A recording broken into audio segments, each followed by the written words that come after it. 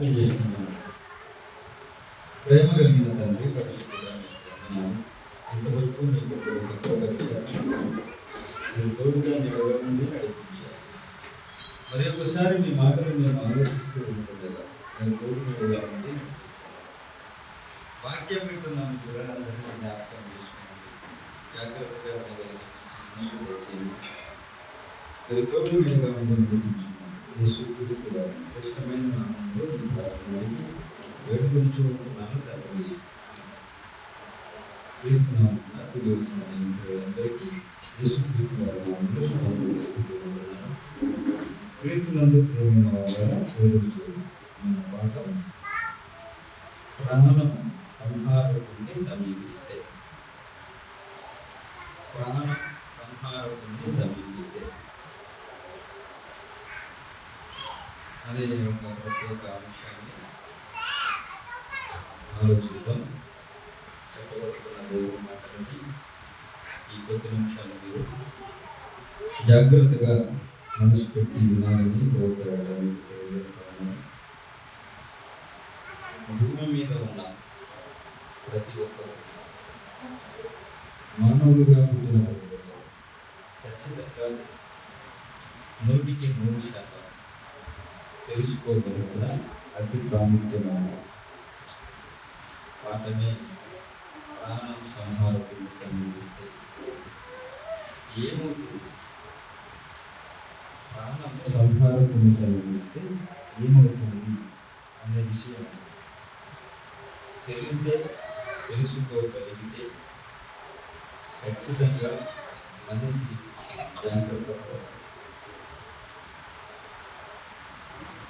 జాగ్రత్త పడడమే కాకుండా జాగ్రత్తగా నడుచుకుంటారు.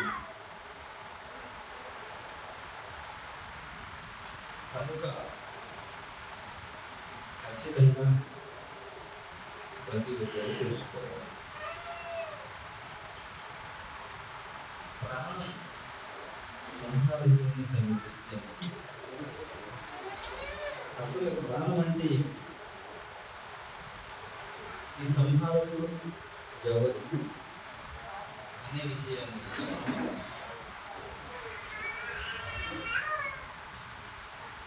మామూలుగా ఎలా ఉంటుందంటే సంహారకుడే ప్రాణాన్ని సమీపించాలి. అది లెక్క అర్థమవుతుంది. సంహారకుడే ప్రాణం దగ్గరికి వెళ్ళిపోవాలి. కానీ ఇక్కడ ప్రాణమే సంహారకుని దగ్గరికి వెళ్తే అందుకే ఖచ్చితంగా తెలుసుకోవాలి. ప్రాణం అంటే ఏంటి మనం ఆలోచన చేస్తే ప్రాణానికి పైకి చెప్పిన పవర్ ఏంటి అంటే ఒకసారి ఆదికాండంలో 9వ అధ్యాయము 4వ వచనంలో చూడాలంటే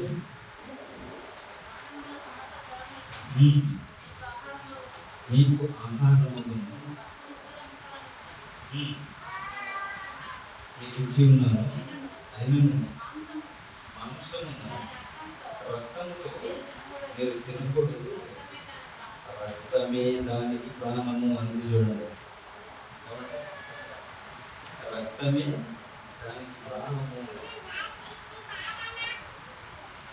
క్రీస్తునందు ప్రియమైన వారులారా, రక్తం ప్రాణం. రక్తానికి ఆధారం శరీరం. క్రీస్తునందు ప్రియులారా, రక్తానికి బేస్ ఏంటి చెప్పండి? రక్తం సపరేట్గా ఉండేది కాదు. రక్తం ఎక్కడ ఉంటుంది అంటే శరీరంలో ఉంటుంది. రక్తం ఉంటేనే శరీరం కదలిక ఉంటుంది. రక్తం ఆగిపోయిందంటే, రక్తం ఆగిపోయిన తర్వాత శరీరం అంటారు శవం అంటారు. రక్తం ఉన్నంత వరకే, అంటే ప్రాణం ఉన్నంత వరకే, అంటే ప్రాణము అనగానే మనకు అర్థం అవ్వాల్సింది ఏంటంటే శరీరము.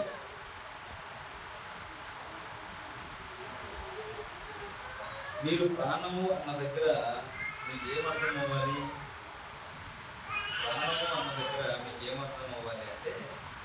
దేహము లేదా శరీరము నెరవేరాలి. ఇది బైబిల్ చెప్పినటువంటి వివరణ.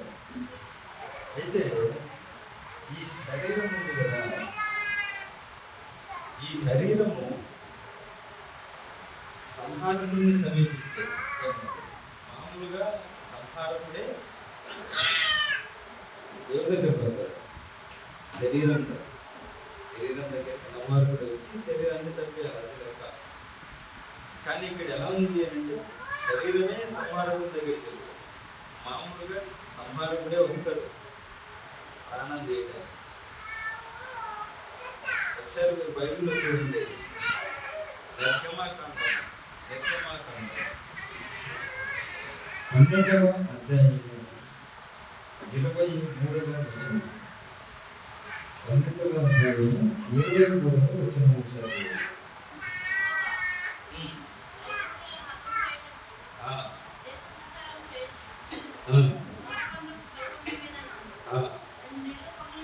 రెండు నిలువు కమ్ముల మీదను ఆ రక్తమును చూసి దాటిపోయిను, మిమ్మలను హతము చేయుటకు మీ ఇండ్లలోనికి సంహారకుని చొరనీయడు అన్నదా. అంటే సంహారకుడే ఎక్కడికి వస్తున్నాడు? చంపడానికి సంహారకుడే వస్తున్నాడు ఇండ్లలోకి. అక్కడ దేవుడే కాపాడుతున్నట్టుగా అక్కడ మనం కనపడతాం.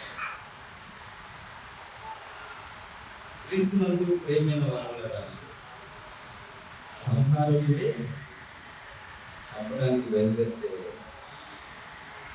దేవుడే ఆపినట్లుగా అక్కడ మనం కనపడతాం. కానీ మన పాఠంలో సంహారకుడు చంపడానికి రావడం లేదు. అర్థమవుతుందా? సంహారకుడు రావడం లేదు. ఈ శరీరమే ఏమవుతుందంటే నన్ను చంపమని ఎక్కడికి వెళ్ళిపోతుంది? సంహారకుని దగ్గరికి వెళ్ళిపోతా ఉంది. ఏబు గ్రంథం 33వ అధ్యాయం. ఏబు గ్రంథం 33వ అధ్యాయం 22వ వచనం చదువుతాం. వాడు సమాధికి సమీపించును, వాని ప్రాణము సంహారకుల యొద్దకు సమీపించుతుంది అని చూడండి. అసలు ప్రాణమే ఏమవుతుంది? సంహారకుని దగ్గరికి వెళ్ళిపోతుంది. ప్రాణము సంహారకుని దగ్గరికి వెళ్ళిపోతే ఏమవుతుంది?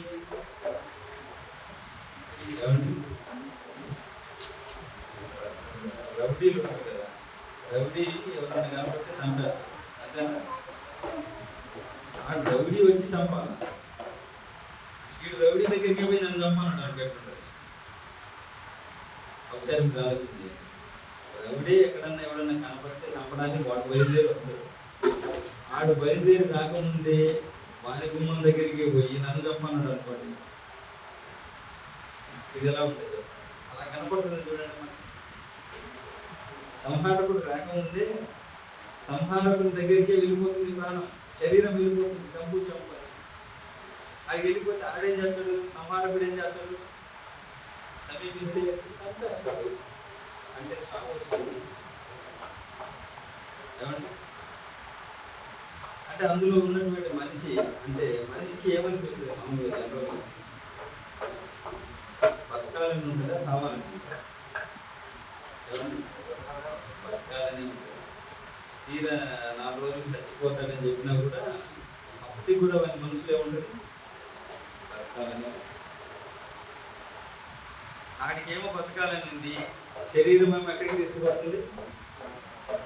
సంహారకుల దగ్గరికి తీసుకుపోతుంది.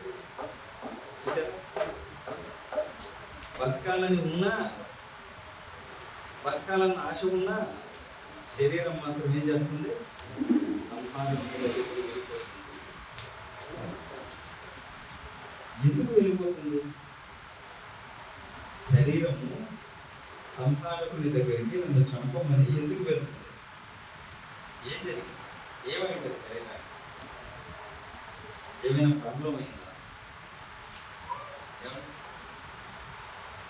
శరీరం ఆ ఉండటానికి ఎందుకు ఇష్టపడట్లేదు? సంహారకుడి దగ్గరికి వెళ్ళాలని ఎందుకు అనుకుంటున్నారు?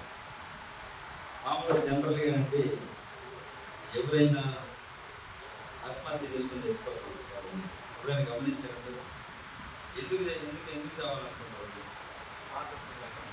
వాళ్ళు ఇంకా బాధ భరించలేని బాధలు వస్తాయి. అవునా?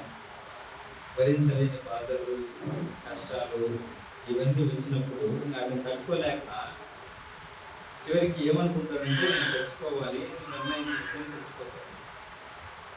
శరీరానికి అంత ఇబ్బంది ఏమొచ్చింది? శరీరానికి అంత ఇబ్బంది ఏమైంది? ఎందుకు సంహారకం దగ్గరికి నన్ను చంపే ఎందుకు ఏం జరిగింది? ఎందుకు శరీరానికి ఏమైనా ప్రాబ్లం అయిందా అని అంటే, శరీరానికి ఏమైంది అని అంటే మాట చూడాలి. చాలా మంచి మాట. ప్రసంగి గ్రంథంలో ఒక మాట, ప్రసంగి గ్రంథం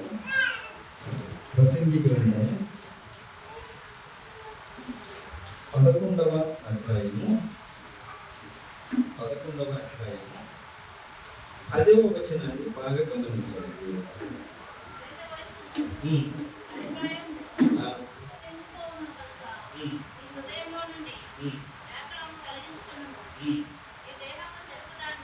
నీ దేహమును చెరుపుదానిని ఉన్న ఏమన్నది అక్కడ? నీ దేహమును చెరుపుదానిని తొలగించుకో అన్నది. అంటే దేహాన్ని చెరిపి వేసేదేదో ఉందన్నమాట. అంటే దేహాన్ని పాడు చేసేది. మీకు అర్థమవుతుందా? దేహము పాడైపోయిందనుకో, లోపల అవయవాలన్నీ దెబ్బతిన్నాయనుకో, దేహం పాడైపోయిందనుకో,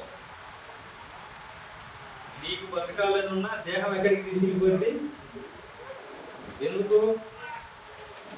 లోపల దేహం అంతా పాడైపోయింది.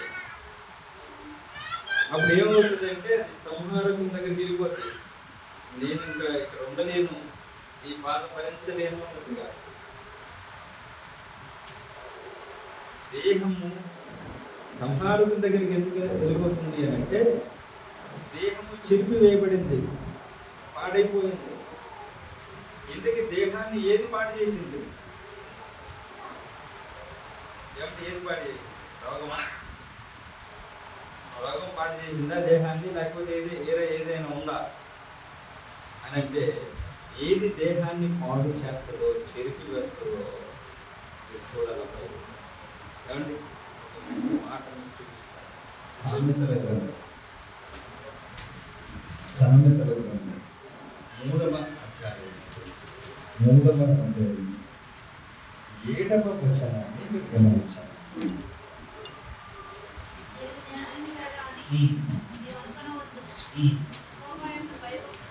నేను జ్ఞానిని అని అనుకోవద్దు, యెహోవా యందు భయభక్తులు కలిగి చెడుతనము విడిచిపెట్టు. ఏం విడిచిపెట్టాలా? చెడుతనము విడిచిపెట్టు. విడిచిపెడితే నీ దేహమునకు ఆరోగ్యము, నీ ఎముకలకు సత్వ అనేది చూడండి అక్కడ. అంటే బాడీ ఎప్పుడు బాగుంటుంది, ఆరోగ్యంగా ఎప్పుడు ఉంటుంది? మా దేహం బాగా ఆరోగ్యంగా ఎప్పుడు ఉంటుంది చెప్పండి? ఎప్పుడు ఉంటుంది? దేన్ని తొలగించుకుంటే చెడుతనమును తొలగించుకోవాలని చూడండి. చెడుతనము తొలగించుకుంటే నీ ఆరోగ్యం బాగుపడుతుంది. అర్థమవుతుందా? ఏం పోవాలా నీలో నుంచి? నీకు బాగా ఆరోగ్యం రావాలి అంటే, నువ్వు ఆరోగ్యవంతుడిగా ఉండాలి అంటే, నీకు మంచి ఆరోగ్యం రావాలి అంటే ఏం పోవాలా? బయటికి ఏం పోవాలా? చెడుతనం. అంటే చెడుతనం ఏం చేస్తుంది అన్నమాట? దేహాన్ని చెరిపి వేస్తుంది.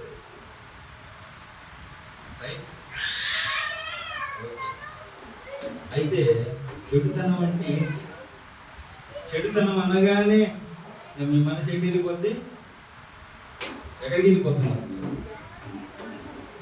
ఎక్కడికి వెళ్ళిపోతుంది? దొంగతనము, వ్యభిచారము, ఇట్లాంటి ఇవే చెప్తాను. మీకు టకటకటగా చెప్పమంటే ఏగా చెప్తారు. చెడుతనం అంటే మనం అనుకున్నది కాదు. చెడుతనం అంటే ఏంటో తెలుసా? అక్కడే అక్కడే చదవాలి. మీరు వెళ్తున్నాం అంటే ఇక్కడే 5వ వచనం నుండి చదువుతాం. 5వ వచనం నుండి చదువు. చాలా మంచి మాటలు. ఏమంటే సామెతలు 3:5 అది అర్థమవుతుందా? నీ స్వబుద్ధిని ఆధారము చేసుకోనకుండా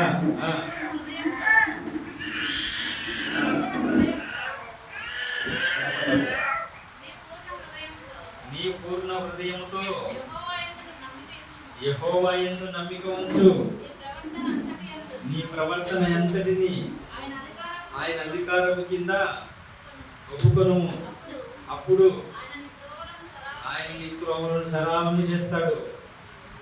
నేను జ్ఞానిని కదా అని నువ్వు అనుకునేది అదే. జ్ఞానిని నేను అనుకుంటా, అబ్బా నేను పట్టుకోవడం సాధ్యం కాదు. ఏం తెలియకపోయినా నాకు తెలుసు అంటాడు. సరే ఆడ తెలిసింది 0 అయితే నాకు అంతా తెలుసు అంటాడు. నేను జ్ఞానిని అంటాడు. నీ స్వబుద్ధిని ఆధారం చేసుకోవద్దు అన్నాడు. నీ సొంత జ్ఞానాన్ని, నీ స్వబుద్ధిని ఆధారం చేసుకోవద్దు. నువ్వు అంతా ఆయన అధికారం కింద ఒప్పుకో అన్నాడు. అంటే నువ్వు ఎవరి అధికారం కింద ఉండాలా? సాక్షాత్తు దేవుని అధికారం కిందనే ఉండాలి. ఆయన ఏం చెప్తే అది రైట్. ఆయన అధికారం కింద ఆయనకు లోబడి నువ్వు బ్రతుకుతున్నావంటే చెడుతనానికి దూరంగా ఉన్నావని. సింపుల్. అర్థమవుతుందా? క్రీస్తునందు ప్రేమైన వాళ్ళారా, ఆయన అధికారం కింద నువ్వు లేదనుకో, నువ్వు లేవనుకో, ఆయన అధికారం కింద లేవనుకో, నీ సొంత బుద్ధిని, నీ సొంత ఆలోచనలు నువ్వు చేసుకుంటున్నావు అనుకో, అప్పుడు నువ్వు చెడుతనంలో ఉన్నావు. ఆ చెడుతనం నీ దేహాన్ని ఏం చేస్తుంది? పాడు చేసేస్తుంది. నీ దేహం పాడైపోద్ది. అర్థమవుతుందా? అందుకే నువ్వు ఎవరి అధికారం కిందికి రావాలి? సాక్షాత్తు దేవుని అధికారం కిందికి రావాలి. దేవుని అధికారం కిందికి వస్తే దేవుడు ఏం చేస్తాడంటే నేను బాగు చేస్తాడు. చక్కటి ఆరోగ్యం. లేకపోతే ఏం జరుగుతుందంటే ఈ చెడుతనం ఏం చేస్తుందంటే నీ దేహాన్ని పాడు చేస్తుంది. పాడు చేస్తే ఎంత పాడైపోతుంది తెలుసు? ఎంత ఘోరం అయిపోతుంది తెలుసు? ఎలాంటి స్థితి కలుగుతుందో తెలుసా? ఒక మాట చూడాలి. ఏ ఒకరు ఉందాము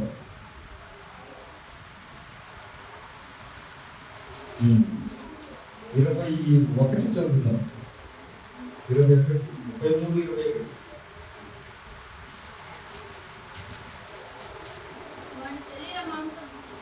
వాని శరీర మాంసము క్షీణించిపోయి వికారమైపోద్ది. ఎముకలు బయటికి పొడుచుకొని వచ్చును. ఎలాంటి పరిస్థితి వచ్చింది తెలుసా? చాలా ఘోరమైన పరిస్థితి. ఎంకల దెబ్బ కనపడతా ఉంటుంది. అంతేనా? ఎంకలు ఏర్పడి ఎంకలు కనపడతా ఉంటాయి. వికారం అయిపోయింటాడు. చూడగాని అతనేనా అన్నట్టుగా కనపడతా ఉంటాడు. ఏంటి ఇలా అయిపోయాడు? చివరిగా మనం కూడా ఏం చేస్తామంటే చూడటానికి వెళ్తాం. అవునా? చూడటానికి వెళ్ళిపోయి ఆడేమో ఆ మనిషి పడుకొని ఉంటాడు. మంచం మీద పడుకొని ఉంటాడు. చూసి ఏం కాదులేనా, బాగా ఏం తొందర ఏం లేదు, ఏం కాదు, భయపడగట్లే అంటాడు. బయటకు వచ్చి రోజులే అంటాడు. ఆడేమంటాడు? ఏం కాదులే అన్న. బయటకు వచ్చి అయిపోయింది నాకు తెలిసి అంటాడు. నాకు తెలిసి బతికేదు. ఒకవేళ అలాంటి పరిస్థితి వస్తే ఎవరండి కాపాడు? ఎవరండి దిక్కు చెప్పండి? ఒకసారి ఆలోచించాలి. అంత పరిస్థితి వస్తే, అదే పరిస్థితి వస్తే దిక్కెవరు? అక్కడి నుంచి రిటర్న్ రాగలమా? అంత దాకా వెళ్ళిపోతే రిటర్న్ రాగలమా? ఒకసారి ఆ పరిస్థితిలో నుంచి బయటకు రాగలిగిన వాళ్ళు ఎవరైనా ఉన్నారా? అంత ఘోరమైన స్థితిలోకి వెళ్ళిపోతే మనం కూడా చచ్చిపోతాడు ఇంకా 2-3 రోజులలో మనం కూడా అనుకుంటే అంత దాకా వెళ్ళిన వాడు ఇంకా బతికి బట్ట కట్టగలడంటారా?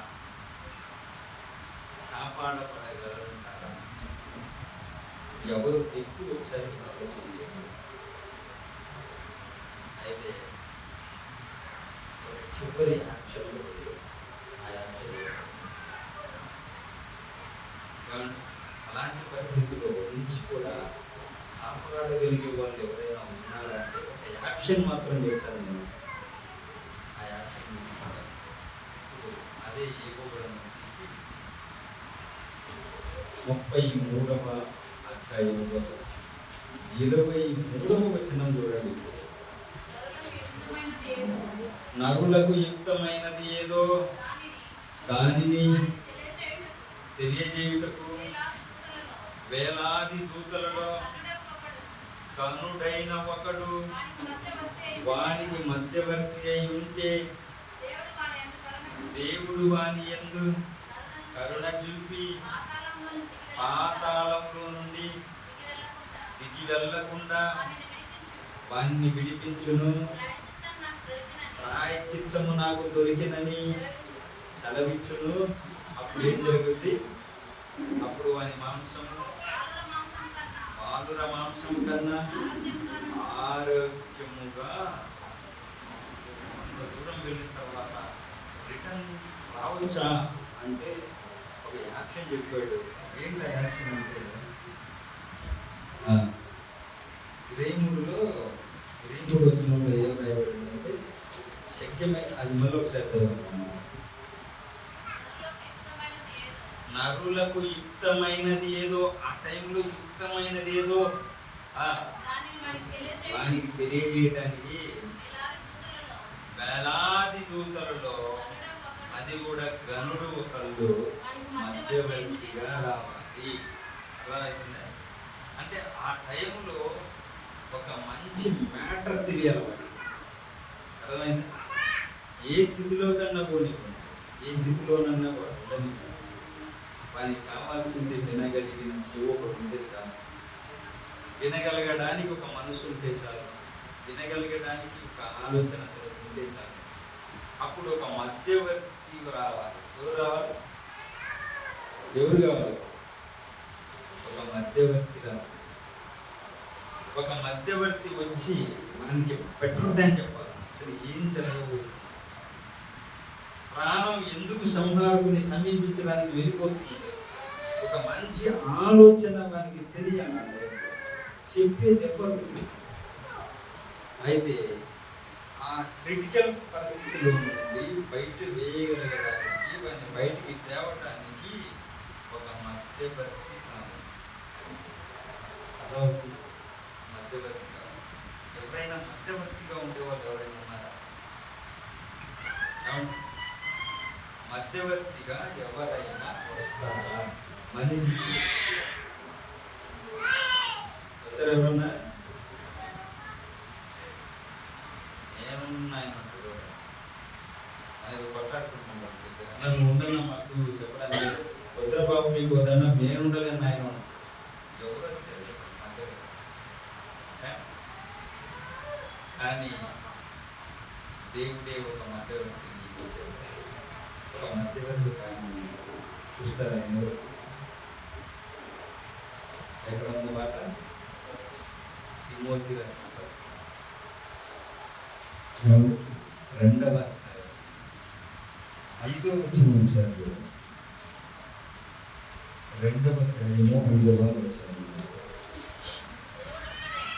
దేవుడు ఒక్కడే, దేవునికి నరులకును మధ్యవర్తి కూడా ఒకడు ఉన్నాడు. ఒక ఆయన ఉన్నాడు మధ్యవర్తి. ఎవరైనా ఆయన మన ప్రభు అయిన యేసు క్రీస్తు. యేసు క్రీస్తు ఉన్నాడండి మధ్యవర్తి. ఆయనే బెటర్ దాన్ని చెప్పగలిగిన, ఒక మంచి సొల్యూషన్ చెప్పగలిగిన వాడు. ఒక రక్షణ మార్గం చెప్పగలిగిన వాడు ఎవరున్నారని అంటే ఆయన మాత్రమే. ఆయన దగ్గరే సమాధానం ఉంది. ఆయనే మన ప్రభు అయిన యేసుక్రీస్తు. ఆయన మధ్యవర్తిగా వచ్చి నిలబడితే ఏం చేస్తాడంటే దేవుడు ఏం చేస్తాడు? 24 వచ్చిన యోబు గ్రంథం అదే దేవుడు ఏం చేస్తాడు?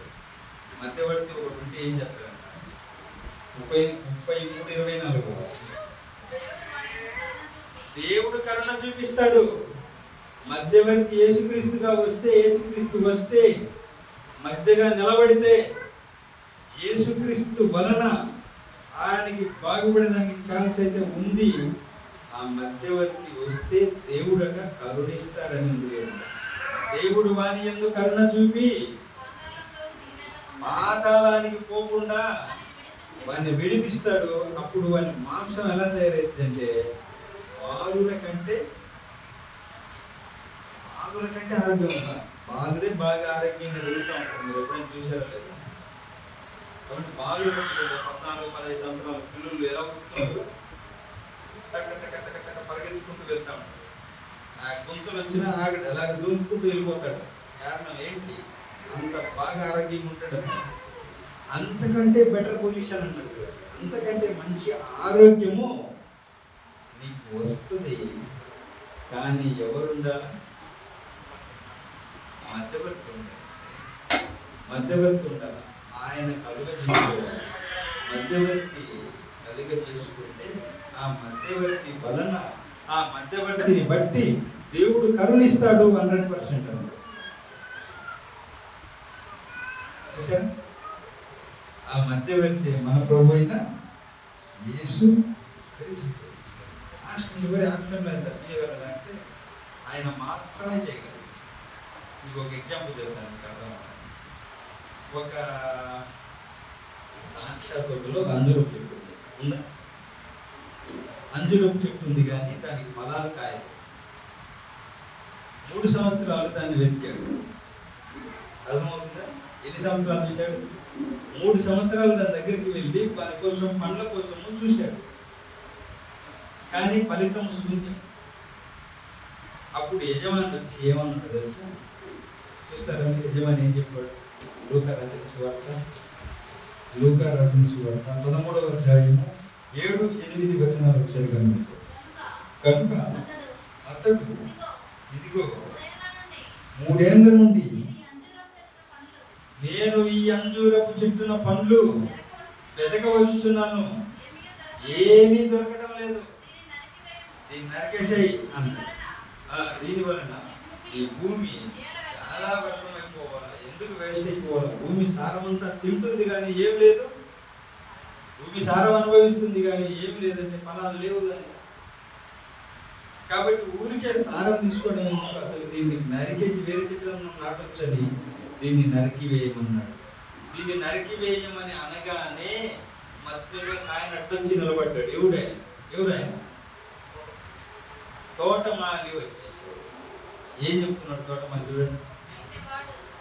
అయితే వాడు అయ్యా నేను దాని చుట్టూ త్రవ్వి ఎరువు వేయి మట్టుకు ఈ సంవత్సరము కూడా ఉండనిమ్ము, అది ఫలించినా సరే లేని ఎడల దాన్ని తీసేద్దాం. ఒక తోటమాలి చెప్పిన మాట వినాలా? ఏమండి? ఒక తోటమాలి చెప్పాడు. ఆ తోటమాలి ఎవరికి సాదృశ్యం చెప్పండి? మన ప్రభువైన క్రీస్తు. అంటే ఆ తోటమాలి ఎప్పుడైతే అడ్డుపడ్డాడో ఆ అంజూరపు చెట్టు ఏమైంది? మళ్ళా సంవత్సరం అంతా బతికిపోయింది. ఒకసారి మీరు ఆలోచించండి, మధ్యవర్తి ఎలా కాపాడాడు అనడానికి మాట్లాడుతున్నాం. కాపాడతాడా మధ్యవర్తిని? 100% కాపాడగలడు. ఆయనకి కెపాసిటీ ఉంది. దేవుణ్ణి ఒప్పించే ఆ కెపాసిటీ ఆయనకి మాత్రమే ఉంది, ఎవ్వరికి లేదు. ఎవరు చెప్పినా వినడు దేవుడు. ఎవరు చెప్తే వింటాడు? ఆ ఒకే ఒక్కరు ఎవరు అంటే మన ప్రభువైన యేసుక్రీస్తు. ఆయన అడ్డుగా నిలబడితే 100% పని జరిగిపోతుంది. కాబట్టి మనం ఇప్పుడు ఎవరి దగ్గరికి వెళ్ళిపోతాం? మాకేంటంటే మాకు ఆ పరిస్థితి రాలేదండి. మా పరిస్థితి వచ్చినప్పుడు చూసుకోవచ్చాను. ఆ పరిస్థితి వచ్చినా రాకపోయినా మధ్యవర్తితో కనెక్ట్ అయి ఉండడము ఎప్పటికైనా మీరు, ఎందుకంటే అలాంటి క్రిటికల్ పరిస్థితి వచ్చిందనుకో, చెప్తున్నా అన్నమాట, మెయిన్గా ఏం పోతుంది తెలిసే యాక్షన్, వినే యాక్షన్ పోతుంది. అర్థం పోయి వాక్యం చెప్తే ఎవరు వింటారా? బాగా మంచం మీద పడుకొని ఉన్నాడు అనుకోండి, ఇప్పుడు వాక్యం చెప్తానంటే వింటారా ఎవరైనా? అంత దాకా వెళ్ళడం ముందు ఒకసారి మీరు ఆలోచించండి. ముందుగానే ఈ మధ్యవర్తితో కనెక్ట్ అయి ఉంటే ఎంత బెటర్, ఒకసారి ఆలోచించండి. అంత దాకా వెళ్ళకుండా క్రీస్తునందు ప్రేమైన వాళ్ళ యాక్షన్ ఉంది. కాపాడగలిగేట ఆయన ఉన్నాడు. ఆయన మధ్యవర్తి, ఆయనతో మనం కనెక్ట్ అవ్వాలి. ఇప్పుడు ఆయన దగ్గరగా మనం ఆయన ఎక్కడ ఉన్నాడు? ఆయన ఎక్కడున్నాడు నేను మీకు చూపిస్తాను. మీరు ఆయన దగ్గరికి వెళ్ళగలిగితే, ఆయనతో మీ బంధం ఏర్పడితే, ఆయన మీకు మధ్యవర్తి ఉంటే మీకే బెటర్ జరగవచ్చు. రైట్, ఇంతకీ ఆయన ఎక్కడున్నాడు చూపిస్తారు మీకు. ఓకేనా? రైట్, ఒక్కసారి మీరు మీ బైబిల్ గ్రంథం, ప్రకటన గ్రంథం 19వ అధ్యాయము 13వ వచనాన్ని చదువుతున్నాం.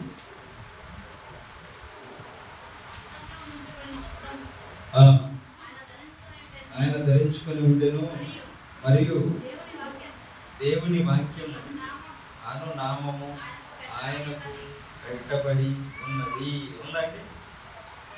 యేసుక్రీస్తుకు ఏ పేరు పెట్టబడింది? ఏ నామం పెట్టబడింది యేసుక్రీస్తుకు? ఏం పేరు? ఆయన పేరు వాక్యము అనే నామము ఆయనకు పెట్టబడి ఉంది. ఇప్పుడు ఆ వాక్యం ఎక్కడుంది? అర్థమవుతుందా? వాక్యం అనే నామం ఆయనకు పెట్టబడింది. రైట్, అయితే ఆ వాక్యం ఎక్కడుంది? ఇప్పుడు 66 పుస్తకాల గ్రంథంగా నీ చేతిలో ఉంది. అంటే యేసు ఎక్కడున్నాడు?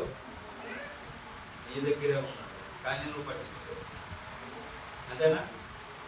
మన దగ్గరే ఉన్నా మనం ఏం చేస్తాం? యేసు క్రీస్తు కోసం ఆలోచించి, వాక్యం కోసం ఆలోచించి. వాక్యం కాపాడగలదా? వాక్యం మాత్రమే కాపాడగలదు. వాక్యం ఎలా కాపాడుతుందంటే అసలు పాతాళానికి పోకుండా కాపాడగలదు. భూమి మీద నిన్ను ఆరోగ్యంగా ఉంచగలదు, నిన్ను సేవ్ చేయగలదు. వాక్యం అంత గొప్పదా అంటే అవును, అంత గొప్పది. క్రిటికల్ పొజిషన్లో నుంచే నిన్ను బయటికి తేగలిగిన వాక్యం నిన్ను ఇంకా ఎంత బాగా చూసుకోగలదు ఒకసారి. మరి ఆ వాక్యాన్ని ఎంతవరకు మనం ఆలోచన చేస్తాం? యాకోబు రాసిన పత్రిక 1వ అధ్యాయం 21వ వచనంలో చెప్తున్నారు,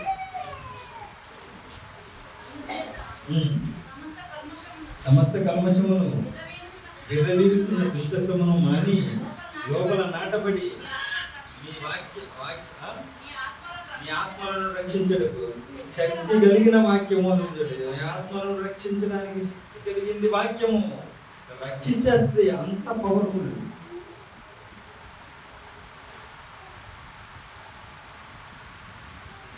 ఆ వాక్యంతో కనెక్ట్ అయి ఉన్నారా? అది నా ప్రశ్న. ఏమండి, చర్చికి వస్తున్నారు, ప్రతి ఆదివారం వాక్యం వింటున్నారు, బాగానే వెళ్ళిపోతున్నారు, వస్తున్నారు, వెళ్ళిపోతున్నారు, వాక్యం వింటున్నారు, వస్తున్నారు, వెళ్ళిపోతున్నారు. ఎంతమంది కనెక్ట్ అయ్యారు వాక్యానికి? వాక్యానికి ఎంతమంది కనెక్ట్ అయ్యారు? అసలు కనెక్ట్ అయ్యారా లేదా? మీకు ఒక ఎగ్జాంపుల్ చెప్తాను. మనకు బాగా పరిచయమైన వాళ్ళే, ఎప్పుడు మనం చదువుకున్న వాళ్ళే. ఎవరు వాళ్ళు? 2 భార్య భర్తలు, అంటారేమో గుర్తుకు రావాలా? ఎవరో వాళ్ళు మనలాగే డైలీ ప్రార్థనలోకి వచ్చేటప్పుడు సండే అవ్వగానే అమ్మో సండే అయిందని ఆదివారం అని ప్రార్థనకు వచ్చి కూర్చునేవాళ్ళు. కానీ ఎక్కడ కనెక్ట్ పోయింది వాళ్ళకి? ఎక్కడ కనెక్షన్ పోయిందో తెలుసా? వాక్యానికి కనెక్ట్ అవ్వాలా, యేసుక్రీస్తుతో కనెక్ట్ అవ్వాలా. ఎందుకంటే ఆయనే మధ్యవర్తి, ఆయనే సేవ్ చేయగలడు, ఆయనే కాపాడగలడు. ఆయన తప్ప కాపాడగలిగే వాళ్ళు ఎవరు లేరు భూమిలో. మరి ఆయనతో కనెక్ట్ కాకుండా ప్రార్థనకు వస్తున్నారు. వాక్యం, ఏ వాక్యంతో వాళ్ళు కనెక్ట్ అవ్వాలో తెలుసా? వాళ్ళిద్దరు భార్య భర్తలు దేవుని సన్నిధి వచ్చి అక్కడ పేతురు వీళ్ళంతా ఉన్నారు కదా, పేతురు 12 మంది శిష్యులు వాళ్ళ దగ్గరికి వచ్చేసి ప్రామిస్ చేశారు. ఏమని? మేము కూడా దేవునికి ఇవ్వాలనుకుంటున్నాము, మా పొలం అమ్ముతాము, పొలం అమ్మగానే వచ్చిన అమౌంట్ ఇచ్చేస్తామని. రైట్, మంచిదే. వాళ్ళు ఎవరు అడగలేదు, ఇవ్వమని ఎవరు అడగలేదు. అది మీరు గుర్తుపెట్టుకోండి. వాళ్ళే వచ్చారు, వాళ్ళే చెప్పారు మేము ఇస్తామని చెప్పారు, ప్రామిస్ చేశారు, వెళ్ళిపోయారు, పొలం అమ్మారు. పొలం అమ్మిన తర్వాత డబ్బు వచ్చింది. డబ్బు రాగానే మనసు మారింది. డబ్బు రాగానే మనసు మారిపోయింది. ఏమనుకున్నారు ఇప్పుడు? అందులో కొంత దాచుకోండి, కొంత దాచిపెట్టుకోవాలనుకున్నారు. పొలం వాళ్ళదే, దేవుళ్ళది కాదు. వాళ్ళ పొలమే వాళ్ళే అమ్ముకున్నారు. వాళ్ళ పొలం వాళ్ళే అమ్ముకొని మొత్తం తినచ్చు, ఎవరు అడిగేటోళ్ళు లేరా? కానీ పొలం అమ్మారు, మొత్తం తీసుకొని రావాల్సిన వాళ్ళు కొంత దాచుకొని కొంత తెచ్చపోతారు పాదాలు. కానీ వీళ్ళు ఏ వాక్యానికి కనెక్ట్ అవ్వాలో తెలుసా? వాక్యాన్ని, ఏ వాక్యాన్ని పక్కన పెట్టారో తెలుసా? ప్రసంగి గ్రంథం. అది ముందున్నదే కదా, పాత నిబంధనలో ఉన్నది. ప్రసంగి గ్రంథం 5వ అధ్యాయం. ప్రసంగి గ్రంథం 5వ అధ్యాయం తీసిన వారు చదివేసింది. 5వ అధ్యాయం 5వ వచనం 4వ శ్లోకం. మీరు దేవునికి మొక్కుబడి చేసుకునే ఎడల దానిని చెల్లించుటకు ఆలస్యం చేయొద్దు. ఆయనకి ఇష్టం లేదు. మీరు మొక్కుకునే దాన్ని చెల్లించడం కంటే, చెల్లించకుండా ఉండడం కంటే అసలు మొక్కుకొనకుండా ఉండటం మంచిది. ఎప్పుడు రాశారు ఈ వాక్యం? ఎప్పుడు రాశారు? పాత నిబంధనలో సొలొమోను గారు రాశారు. ఎప్పుడో రాసిన వాక్యానికి కనెక్ట్ కాలేదు వీళ్ళు. ఈ వాక్యానికి కనెక్ట్ అయ్యి ఉంటే అమ్మో ఒప్పుకున్నదంతా ఇచ్చేయాలా, ఏమాత్రం దాచుకోవడానికి వీల్లేదు, దేవుడు చూస్తున్నాడు, దేవుడు ముందే రాయించాడు, కాబట్టి ఈ వాక్యానికి మనం కనెక్ట్ అయి ఉండాలని వాళ్ళు కనెక్ట్ అయిపోయి ఉండింటే వాక్యం వాళ్ళని కాపాడేలా కాదు. ఈరోజు అంతగా దారుణంగా వాళ్ళు చావాల్సిన పరిస్థితి, వాళ్ళ గురించి మనం చెప్పుకోవాల్సిన పరిస్థితి ఎందుకు వచ్చింది? ఒకసారి ఆలోచన చేయండి. సార్, ఈరోజు వాళ్ళ గురించి ఇలాగ చెప్పుకుంటున్నామంటే ఆ రోజు వాళ్ళు చేసిన మిస్టేక్ కదా, వాక్యానికి కనెక్ట్ కాలేదు, చర్చకు వచ్చేటోళ్ళే కదా. ఈరోజు మనం కూడా చర్చకు వస్తున్నాం కదా, ఇంకా వాక్యానికి కనెక్ట్ అయ్యాము. కనెక్ట్ కాలేదా లేదా చెప్పండి. అయితే వెంటనే కనెక్ట్ అవ్వండి. ఎందుకంటే వాక్యం సదాకాలం మనతోనే ఉంది. యేసుక్రీస్తు వెళ్ళిపోతూ చెప్పాడు, సదాకాలం మీతోనే నేను ఉంటా అన్నాడు. వాక్య రూపంలో మనతో సదాకాలం ఉంటున్నా. ఆయనతో మీరు కనెక్ట్ అయిపోయారా? ఊరికే చర్చికి చెల్లిపోతున్నారా? ఈ మధ్యవర్తితో మీరు కనెక్ట్ అయితే మీకే పని. ఎప్పుడైనా మీ క్రిటికల్ పొజిషన్ రాదని అనుకోకండి. నాకు రాదు, నేను ఎప్పటికీ హ్యాపీగా ఉంటాను, ఎప్పటికీ నేను సంతోషంగానే ఉంటాను అనుకోకండి. సడన్ గా వస్తే పరిస్థితి ఏంటి? క్రిటికల్ పరిస్థితి వస్తే పరిస్థితి ఏంటి? అప్పుడే మధ్యవర్తి అవసరం అవుతుంది. ఆ మధ్యవర్తితో మీరు కనెక్ట్ కలిగి ఉంటే ఆ ఆత్మలను రక్షించే శక్తి గల వాక్యం మిమ్మల్ని కాపాడేసి.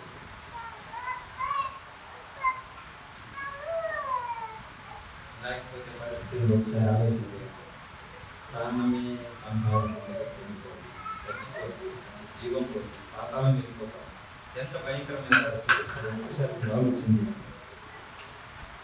క్రీస్తునందు ప్రేమైన వాళ్ళారా, దేవుని వాక్యంతో మనం మమేకమైపోతాం.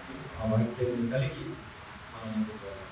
లేకపోతే ప్రమాదం ఉందన్న సంగతి మీరు గుర్తుంచుకోవాలి. మధ్యవర్తితో మనం కనెక్ట్ అయిపోవాలి. ఆలోచించి మంచి నిర్ణయం తీసుకోవాలని ప్రభువు గారికి నేను తెలియజేస్తే మాట ముగిస్తున్నాను. అందరికీ నా యొక్క వందనాలు.